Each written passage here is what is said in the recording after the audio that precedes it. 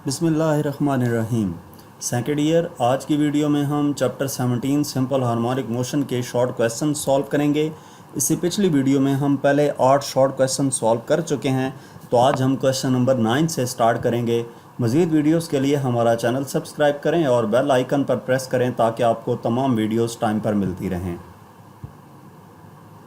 तो question number 9 से start करते हैं। Under what conditions the motion of a simple pendulum be simple harmonic motion. किन कंडीशंस के तहत जो सिंपल पेंडुलम की मोशन है वो सिंपल हार्मोनिक मोशन होगी। तो मोशन जो है सिंपल पेंडुलम की वो सिंपल हार्मोनिक मोशन होती है कुछ दो कंडीशंस पे। वो कौन सी हैं? पहला है स्मॉल एंगुलर डिस्प्लेसमेंट, यानी कि जो थीटा है वो 10 डिग्री से कम होना चाहिए।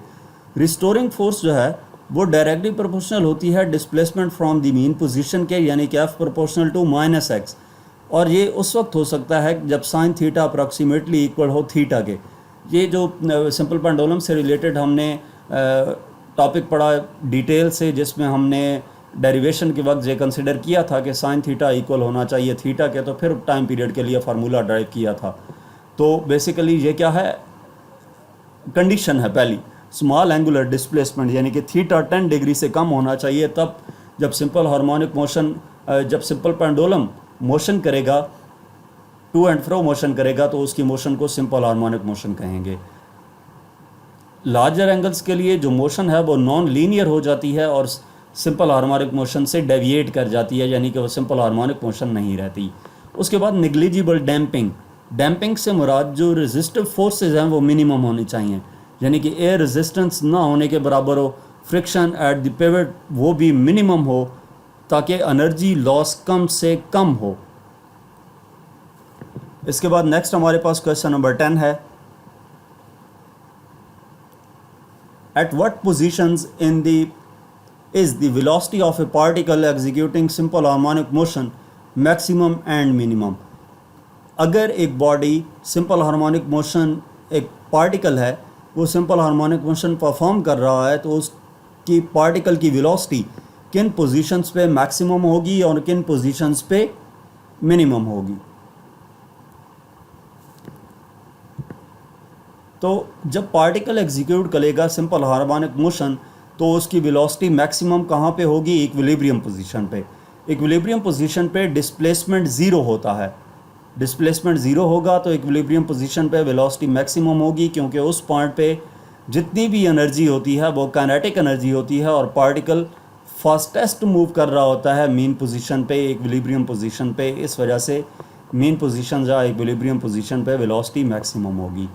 और मीन पोजीशन से जूं ऑब्जेक्ट दूर जाता है उसकी वेलोसिटी डिक्रीज़ होती जाती है और मैक्सिमम पॉइंट पे पहुंचकर उसकी वेलोसिटी ज़ीरो हो जाएगी या मिनिमम हो जाएगी। तो एक्सट्रीम पोजीशन पे मैक्सिमम डिस्प्लेसमेंट होता है और उन पॉइंट्स पे पार्टिकल जो है वो कुछ देर के लिए स्टॉप करता है। जब स्टॉप करेगा, स्टॉप किस वजह से करता है? क्योंकि उसने डायरेक्शन चेंज करनी होती है। एक्सट्रीम पोजीशन ए की तरफ जा रहा था, एक्सट्रीम पोजीशन पे वो जाके कुछ देर के लिए रुकेगा और फिर वापस मीन पोजीशन की तरफ जाएगा। तो डायरेक्शन चेंज करने के लिए उसकी जो वेलोसिटी है ग्रेजुअली डिक्रीज़ होती है और एक्सट्रीम पोजीशन पे जाके ज़ीरो होती है और फिर वापस आती है। तो मीन पोजीशन पे वेलोसिटी मैक्सिमम होगी और एक्सट्रीम पोजीशन पे वेलोसिटी मिनिमम होगी। नेक्स्ट क्वेश्चन नंबर 11 है। Show that the motion of projection of a body revolving in a circle describes SHM। इसमें शो करना है कि जो motion of projection of body है, कोई भी body simple harmonic motion perform कर रही है, एक सर्कल में मूव कर रही है, एक बॉडी सर्कल में मूव कर रही है, तो उसके सर्कल में मूव करते हुए जो प्रोजेक्शन है उस बॉडी का वो सिंपल हार्मोनिक मोशन को डिस्क्राइब करता है, ये हमने बताना है।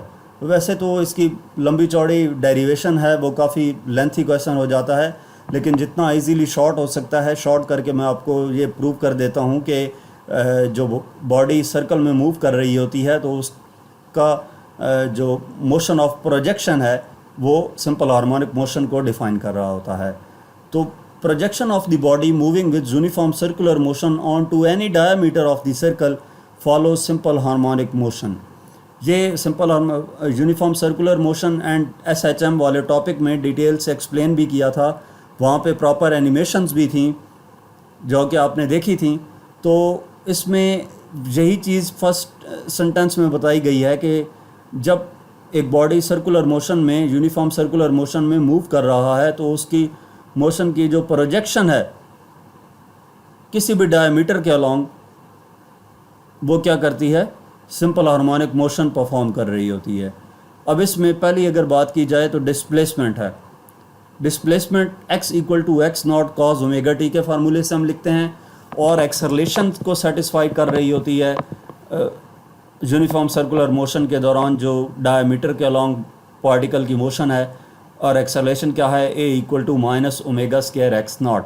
ये दोनों इक्वेशंस को फॉलो कर रही होती है यूनिफॉर्म सर्कुलर मोशन के दौरान जो बॉडी डायमीटर के अलॉन्ग SHM परफॉर्म कर रहा होता है।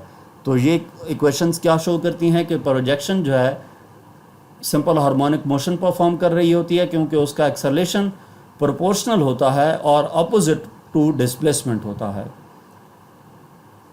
अपोजिट होने की वजह से नेगेटिव साइन आया है। नेक्स्ट हमारे पास क्वेश्चन नंबर 12 है, sketch the displacement time graphs to illustrate light critical and heavy damping. Graph बनाना है displacement graph, displacement time graph, जिसमें लाइट क्रिटिकल और हैवी डैम्पिंग को एक्सप्लेन किया गया हो।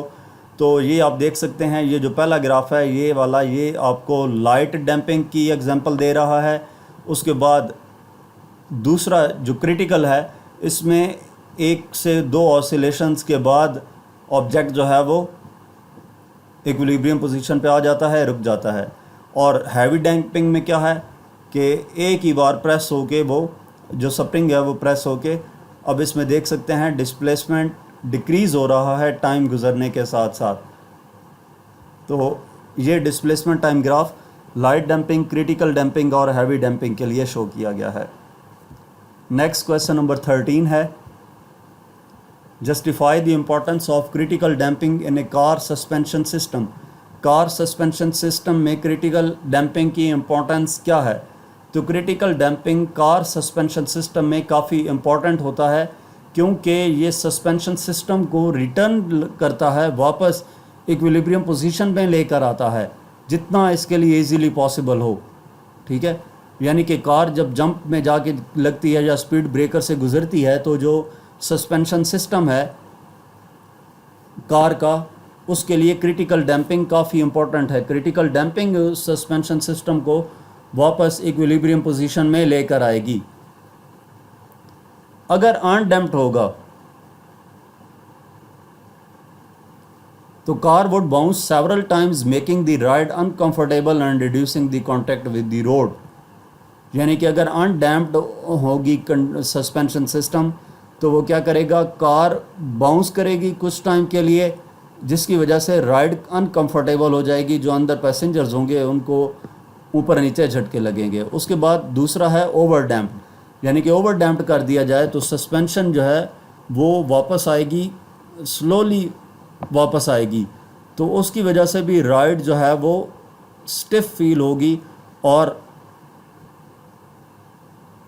कंजेक्टिव बम्प्स को अब्जॉर्ब करने की एबिलिटी उस ओवर डैम्प्ड सस्पेंशन सिस्टम में मौजूद नहीं होगी। जबकि अगर क्रिटिकल डैम्पिंग होगी तो क्रिटिकल डैम्पिंग की सूरत में सिस्टम शॉक्स को अब्जॉर्ब करता है, कंफर्ट रखता है, पैसेंजर्स को स्टेबल रखता है और मैक्सिमम रोड ग्रिप रहती है।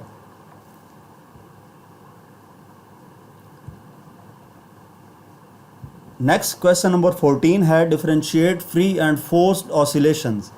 फ्री एंड फोर्स्ड ऑसिलेशंस को डिफरेंशिएट करना है। तो फ्री ऑसिलेशंस और फोर्स्ड ऑसिलेशन की अगर बात करें, सबसे पहले डेफिनेशन की बात करते हैं। Free oscillations occur when a system oscillates under its own natural frequency without external periodic force.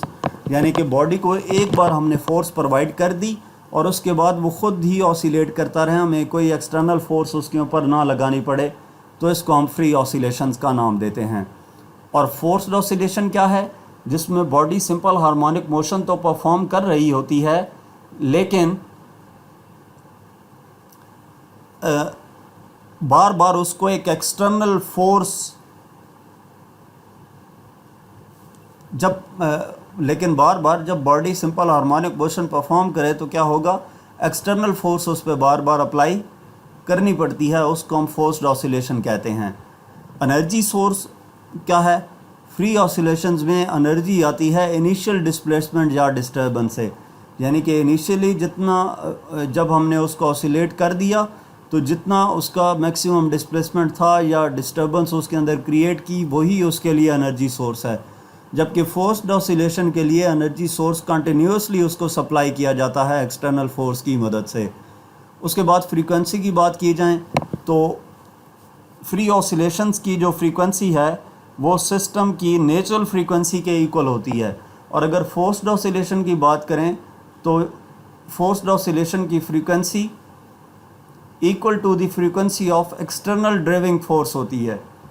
Example की बात करें तो फ्री ऑसिलेशंस के लिए pendulum swinging after being pushed once, pendulum को एक बार पुश करके छोड़ दिया तो वो ऑसिलेट कर रहा है, उसकी ऑसिलेशंस को फ्री ऑसिलेशंस का नाम देंगे। और अगर एक चाइल्ड है वो बैठा हुआ है झूले के ऊपर और आप उसको बार बार पुश कर रहे हैं झूला देने के लिए, तो वो फोर्स्ड ऑसिलेशंस की एग्जांपल है।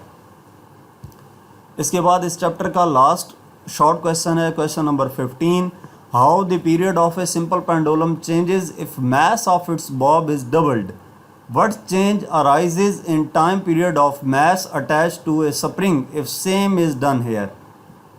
कि how the period of the simple pendulum changes if mass of its bob is doubled, यानी कि सिंपल पेंडुलम के बॉब के मास को अगर डबल कर दिया जाए तो टाइम पीरियड पे क्या इफेक्ट पड़ेगा, और अगर मास स्प्रिंग सिस्टम की बात की जाए और उसमें मास को डबल कर दिया जाए तो उसके टाइम पीरियड पे क्या इफेक्ट पड़ेगा। तो पहले हम सिंपल पेंडुलम की बात करते हैं। टाइम पीरियड जो है सिंपल पेंडुलम का, उसका फार्मूला T = 2π√L/g है। तो इसमें हम देख सकते हैं कि टाइम पीरियड जो है सिंपल पेंडुलम का वो मास पे डिपेंड ही नहीं करता, तो इस वजह से अगर मास को डबल कर भी दिया जाए तो टाइम पीरियड वही रहेगा, चेंज नहीं होगा। जबकि मास स्प्रिंग सिस्टम की बात की जाए तो मास स्प्रिंग सिस्टम के टाइम पीरियड का फार्मूला T = 2π√m/k होता है। तो डबलिंग मास को जब हम डबल कर देंगे यानी कि m की जगह पे 2m पुट करेंगे तो टाइम पीरियड √2t के इक्वल आएगा, यानी कि जो पहले टाइम पीरियड होगा उसकी निस्बत √2 टाइम्स इंक्रीज़ कर जाएगा टाइम पीरियड। तो यहाँ तक हमारे पास इस चैप्टर के शॉर्ट क्वेश्चंस थे। मज़ीद किसी भी चैप्टर की एक्सरसाइज के सॉल्यूशंस देखने के लिए हमारा चैनल विज़िट करें। आपको हमारे चैनल पर past papers, practical based assessments और इसके अलावा पाकिस्तान के अंदर पढ़ाई जाने वाली तमाम टेक्स्ट बुक बोर्ड की एक्सरसाइजेस के सॉल्यूशंस भी मिलेंगे। Thank you.